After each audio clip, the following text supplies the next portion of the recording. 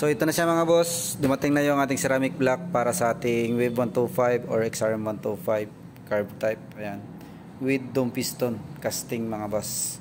So pitch bike, buksan natin para nyo makita sa mga interesado dyan.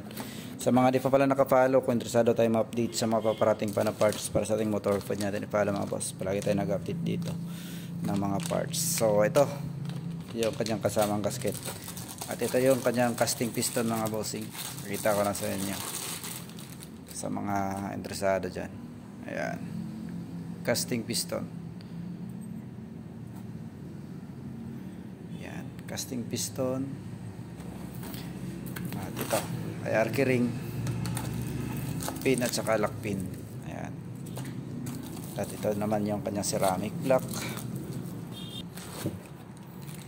Okay.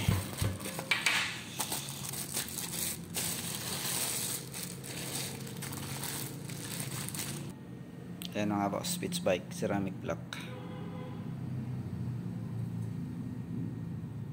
So sa mga naghahanap dyan, ceramic block with casting piston. So yung mga naghahanap ng ceramic block with forged piston, so ngayon di pa dumating. Yung dumating ngayon is casting piston mga boss, yung kasama sa ceramic block. Pero mas mura to siya mga boss compare sa forged piston kasama. Ayan. So ayan mga bossing, pitch bike yan, ceramic block.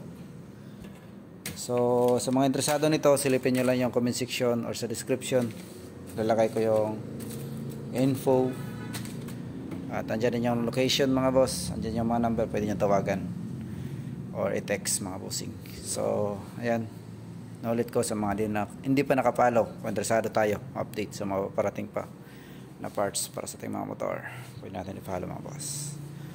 So ayan lang ating updates ngayon mga bossing. So abang-abang pa sa mga paparating pa na parts para sa ating motor. Ayan, ceramic block Wave 125, XRM 125 carb type mga boss.